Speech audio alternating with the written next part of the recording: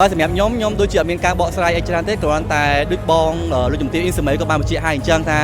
យើងសិតតែជាក្រុមការងារធ្វើការឯងអញ្ចឹងគ្រាន់តែពេលដែលយើងធ្វើការថតជាមួយគ្នាមានការគ្រប់គ្រងច្រើនពីពុកម៉ែបងប្អូនគាត់ថាពួកយើងសមគ្នាក៏ដូចជាលេងទៅល្អមើលអញ្ចឹងក៏ពួកយើងចាប់ដៃគ្នាក្នុងការធ្វើការជាមួយគ្នាបន្តរហូតតែពិតខ្ញុំអត់មានអីជាមួយនឹងគាត់ទេគ្រាន់តែយើងក្នុងន័យជាការងារបាទការងារថតកុនជាមួយនឹងគ្នាថតរឿងជាមួយនឹងគ្នា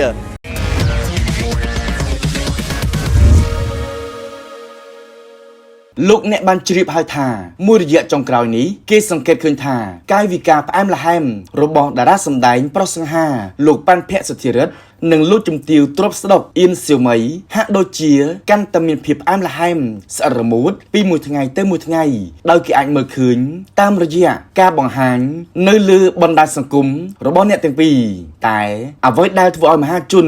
ស្ទើរតែដាច់ផ្ងានោះគឺនៅសឹកសុកស្រាប់តែលោកជំទាវអ៊ីនសៀវមីបានប្រកាសជាសាធារណៈថាស្នេហាលោកជំទាវ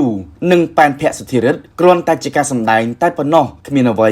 លើសលួសជ្រុលជ្រោះលើសពីនឹងនោះទេដែលជាហេតុធ្វើឲ្យមហាជនបានបញ្ចេញមតិស្រដៀងគ្នាថាអ្នកទាំងពីរពូកែធ្វើទីផ្សារយកស្នេហាមកលេងសើចនិងធ្វើឲ្យអ្នកគាំទ្រហាក់មិនសប្បាយចិត្តនឹងរឿងទាំងនេះនោះទេ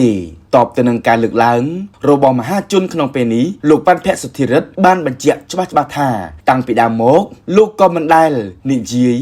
ឬប្រាប់ទៅមហាជនឬអ្នកសារព័ត៌មានថាទំនាក់ទំនងរវាងអ្នកទាំងពីរគឺជាស្នេហានោះទេគឺមហាជននិងអ្នកសារព័ត៌មានយល់ឃើញដោយខ្លួនឯងតែប៉ុណ្ណោះតែបើមានឆ្គងខុសលោកក៏សូមអភ័យទោសផងដែរសម្រាប់ខ្ញុំដូចជាអត់មានការបកស្រាយអីច្រើនទេគ្រាន់តែដូចបងលោកជំទាវអ៊ីនសម័យក៏បានបញ្ជាក់ឲ្យអញ្ចឹងថាយើងសិតតែជាក្រុមការងារធ្វើការឯងអញ្ចឹងគ្រាន់តែពេលដែលយើងធ្វើការថតជាមួយគ្នាមានការគ្រប់គ្រងច្រើនពីពុកម៉ែបងប្អូនគាត់ថាពួកយើងសមគ្នាក៏ដូចជាលេងទៅល្អមើលអញ្ចឹងក៏ពួកយើងចាប់ដៃគ្នាក្នុងការធ្វើការជាមួយគ្នាបន្តរហូតតែពិតខ្ញុំអត់មានអីជាមួយនឹងគាត់ទេគ្រាន់តែយើងក្នុងន័យជាការងារបាទការងារថតកុនជាមួយនឹងគ្នាថតរឿងជាមួយនឹងគ្នាហើយក៏សូមសំណូមពរទៅដល់សារព័ត៌មានក៏ដូចជាពេកមួយចំនួនដែលគាត់កាត់តយករូបខ្ញុំបានដូចជាបងស្រីដែលអាចនិយាយបានថាអ្នកចូលខមមិនក៏គាត់អត់ដឹងថាសាច់រឿងបែបម៉េចទេគាត់ជេរខមមិនពាក្យមិនល្អឬក៏អីចឹងគឺសូមគាត់ពេលខ្លះគាត់អាចឆាតមកសួរខ្ញុំដូចជាឆាតសួរបងសៀមីបាននឹងអាចថាតើរឿងពិតឬក៏អត់អញ្ចឹងកុំឲ្យធ្វើពុកម៉ែបងប្អូនមានការយល់ច្រឡំខ្ញុំសម្រាប់គាត់គឺជាការងារក្នុងការថតធម្មតាទេអត់មានពាក់ព័ន្ធអីទេហើយគាត់ក៏នៅតែខ្ញុំតែធ្វើការមួយគាត់ធម្មតាយើងក៏ដូចជាមានរឿងថ្មីជាមួយនឹងគ្នាធម្មតាដូចគ្នាអញ្ចឹងពួកខ្ញុំអត់មានអីទេអញ្ចឹង